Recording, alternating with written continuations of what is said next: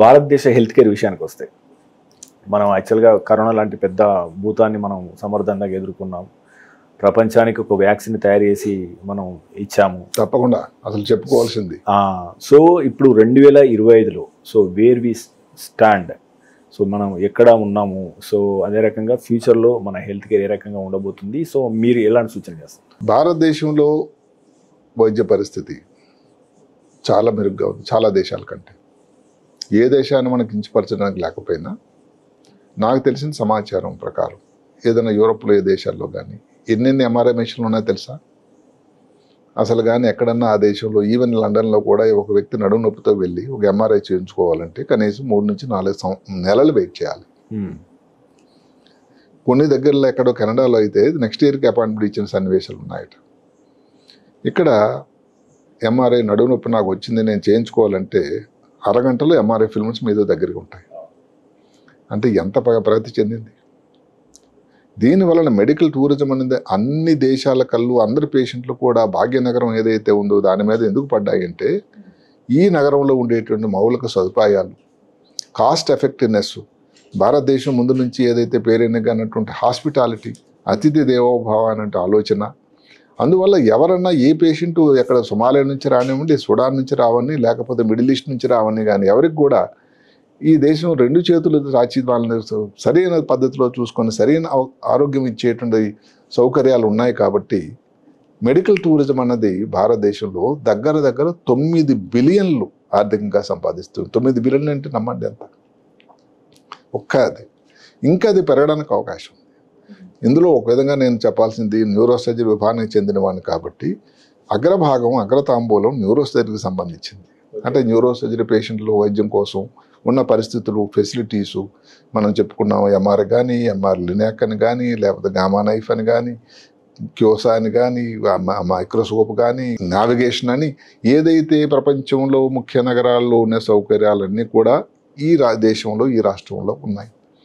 అందువల్ల ఇక్కడికి అందరి చూపు ఇటే ఉంది. ఎందుకంటే ఇక్కడ కాస్ట్ ఎఫెక్టివ్నెస్ ఇప్పుడు అమెరికాలో చేసిన దానికంటే చాలా తక్కువ కాస్ట్. అందరూ గమనించండి, ఏదైతే ఇక్కడ ఎక్కువ కాస్ట్ అవుతుందని కాదు, భారతదేశంలో చేసేటువంటి వైద్య విధానం తాలూకా కాస్టు చాలా చాలా తక్కువ. మీరు అన్నట్టు అంటే ఇప్పుడు సాధారణంగా ఆర్టిఫిషియల్ ఇంటెలిజెన్స్ వచ్చిన తర్వాత we can read n number of data with in seconds, we can read n number of articles, n number of anything, tip of the iceberg మనకు వచ్చేస్తున్నాయి. సో అందరు అనేది ఏంటంటే సాధారణంగా 200-300 సంవత్సరాలు ఏదైతే ఇన్వెన్షన్స్ వచ్చినాయో అవి నెక్స్ట్ 10-20 ఇయర్స్లో వచ్చే అవకాశం ఉంది బికాజ్ ఆఫ్ ది ఏఐ అని చెప్పేసి అంటున్నారు. ఇందులో వాస్తవం ఎంత? సో ఈ ఏఐ కానీ, రోబోటిక్స్ కానీ, ఈ బిగ్ డేటా కానీ సో వచ్చే 10 ఇయర్స్లోనే ముఖ్యంగా ఈ న్యూరో విభాగంలో, మీ విభాగంలో ఎలాంటి మార్పులు తీసుకొచ్చే అవకాశం? నా అంచనా ఏమిటంటే చాలా వస్తాయని. ఒక చెప్పండి, ఒక రే క్రూవెల్ అని ఒక వ్యక్తి ఉన్నాడు. ఆయన ఒక కంప్యూటర్ మాంత్రికుడు, అమెరికన్ శాస్త్రవేత్త. ముందు గూగుల్లో పనిచేసేవాడు. ఆయన ఒక ప్రిడిక్షన్ ఇచ్చాడు, 2030 కల్లా న్యాచురల్ కారణాలతో మనిషికి మరణం ఉండదు అని. మనం 2025లో ఉన్నాం, ఇంకో 5 సంవత్సరాలు వేసి చూడాలి. ఆయన కాన్సెప్ట్ ఏమిటంటే యాంటీ ఏజింగ్, లేకపోతే ఏజింగ్ కాకుండా చేసేటువంటి నానో రాబోస్, అంటే ఇక్కడ నుంచి రక్తనాళం నుంచి నానో రాబోస్ పంపిస్తాడట. ఏదైతే డ్యామేజ్ అయిపోయిన కణాలన్నీ వేరి పడేస్తుంది. ఈయన ఆషామాషికి తీయడానికి ఎందుకు లేదు ఏంటంటే ఈయన చేసిన ప్రిడిక్షన్స్ అనేది 90% కరెక్ట్. ఓకే, సో ఇది కూడా అవుతుందని 2030 కానీ భారతదేశం అంతా ప్రపంచం అంతా ఉత్కంఠతో ఉంది. చాలా సంచలనమైన వార్త. అదే కాకుండా ఒక అల్ ఖలీల్ అని ఒక మనిషి ఉన్నాడు. ఆయన కొన్ని నెలల క్రితం బ్రెయిన్ బ్రిడ్జ్ ద్వారా అసలు ఎవరికైతే ఇప్పుడు మనం చెప్పుకున్న పార్కిన్సన్ వ్యాధి, లేకపోతే ఆల్జిమర్స్ వ్యాధి అని వచ్చింది. ఒక హెడ్ ఇంజరీతో యాక్సిడెంట్లో చనిపోయిన మెదడు తల ఈ వ్యక్తికి అమర్చాడు. అంటే బ్రెయిన్ తల మార్చేశాడు. మన చిన్నప్పుడు స్కూల్లో చదువుతుంటే ఒక కల్పిత మాట మాట్లాడు, తల మార్చాలి వీడికి బ్రెయిన్ పని చేయట్లేదని ఆయన చేశాడు. అప్పుడు ఆ వ్యక్తి శరీరం అంతే.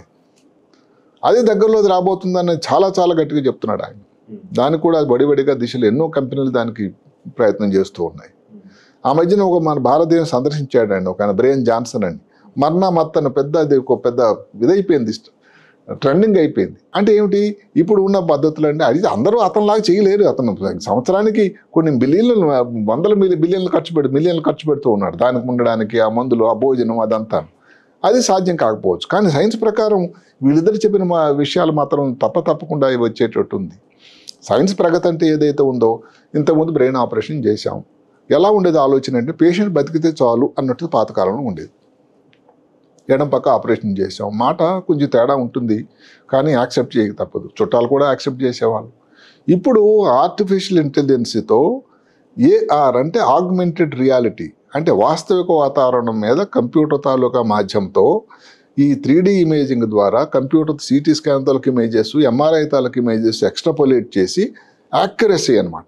ఆర్టిఫిషియల్ ఇంటెలిజెన్స్ అందరి ప్రజలలో, డాక్టర్లో కొంత భయం, ఎందుకంటే ఈ మధ్యన 2-3 ఒక సమాచారాలు వచ్చాయి, వార్తలు. ఏదైతే ఒక చిన్న బాబులో ఆ తల్లి చాలామంది డాక్టర్ దగ్గరికి వెళ్తేను మిస్ అయిపోయారు అందరట డయాగ్నోసిస్. చాట్ జీపీటీలో ఈ ఎంఆర్ఐ తాలూకా ఇన్ఫర్మేషన్ అంతా ప్రతి సెంటెన్స్ టైప్ చేసి ఫీడ్ చేసింది. చాట్ జీపీటీ 5 నిమిషాలు ఏం చెప్పిందంటే ఈ అమ్మాయికి ఈ టిదర్ కార్డ్ సిండ్రోమ్ ఉంది అని. ఆ రిపోర్ట్ పట్టుకొని ఒక డాక్టర్ దగ్గరికి వెళ్తే ఆ డాక్టర్ కూడా ఒప్పుకొని దానికి ఆపరేషన్ చేయడం జరిగింది.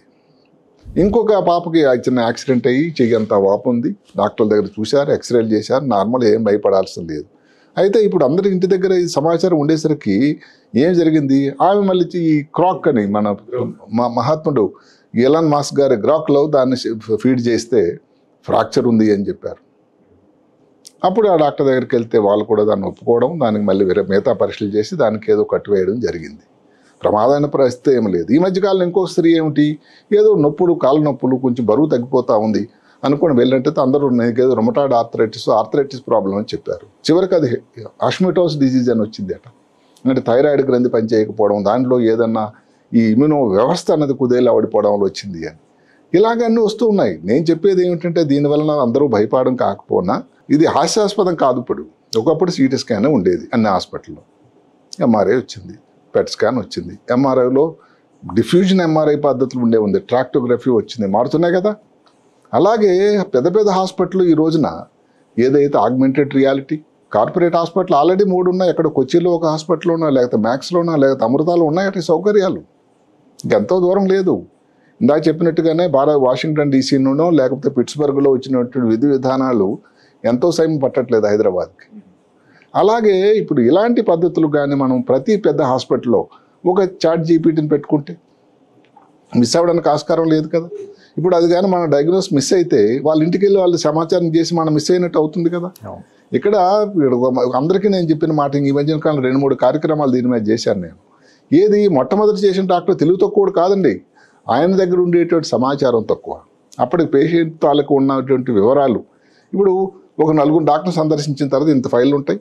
లాస్ట్ డాక్టర్ దగ్గరకు వచ్చేసరికి ఈ మంది ఇచ్చారు, ఉపయోగపడలేదు, ఈ టెస్ట్ చేశారు, కనబడలేదు, ఇంకా ఈ టెస్ట్ చేస్తే ఎలా ఉంటుందో అని ఒక ఆలోచన ఉంటుంది. సో అందుకని last doctor is the best doctor. ఈ గ్రాక్ కూడా అలాగే, ఇక్కడ డాక్టర్ తాలూకు తెలివి తక్కువ కాదు. మీరు తీసుకునే అదే మందులు, అదే నాణ్యమైన మందులు, కానీ సగం ధరకే. అవును, మెడ్ ప్లస్ బ్రాండ్స్ పై 50 to 80% తగ్గింపు.